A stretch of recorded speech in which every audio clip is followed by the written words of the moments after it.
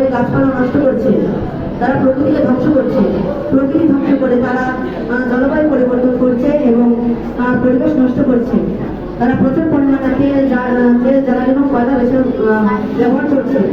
উন্নত দেশগুলোতে কিন্তু মানুষ থেকে জনগণের সংখ্যাই বেশি। এই জন্যই কিন্তু জলবায়ু পরিবর্তন। শিক্ষক শিক্ষিকা ধরা, দূষণে মরা এবং লোভে মরা। আমরা কি এমন উন্নয়ন চাইবো?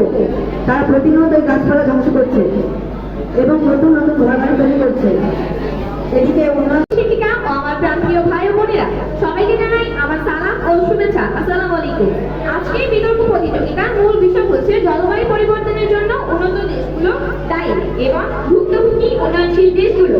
আমি এই বিষয়টার বিপক্ষে অবস্থান করছি।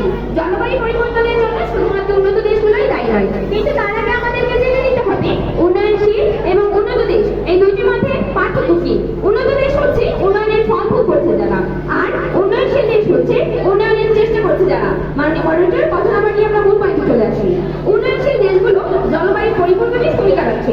সমস্ত বিশ্ব উন্নত রাষ্ট্রগুলো তারা তাদের আর্থিক উন্নতির জন্য যেভাবে তেল, কয়লা, গ্যাস ও জীবাশ্ম জ্বালানি ব্যবহার করেছে, তাতে বায়ুমণ্ডলে বিপুল পরিমাণে কার্বন ডাই অক্সাইড ও অন্য গ্রিন হাউস গ্যাসের পরিমাণ বৃদ্ধি পেয়েছে।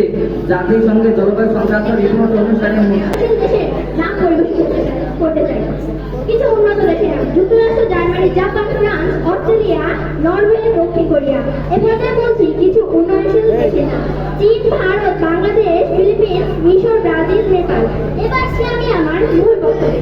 বর্তমান বিশ্বের সবচেয়ে বেশি নিঃসরণকারী দেশ কারা? বর্তমান বিশ্বের সবথেকে বেশি নিঃসরণকারী দেশ হচ্ছে চীন, যে একাই 30% বেশি কার্বন নিঃসরণ করে। দ্বিতীয় আছে যুক্তরাষ্ট্র। হ্যাঁ, এটি একটি উন্নত দেশ, তবে দ্বিতীয় স্থানে আছে ভারত, যা একটি উন্নয়নশীল দেশের তালিকায়। চতুর্থ ও পঞ্চম স্থানে আছে ইন্দোনেশিয়া ও ব্রাজিলের মতো উন্নয়নশীল দেশ। তবে প্রশ্ন হচ্ছে, শুধু উন্নত দেশকে দোষী দায়ী করা কতটা যুক্তিসঙ্গত? মাননীয় মডারেটর, আমি একটি তথ্য উপস্থাপন করতে চাই।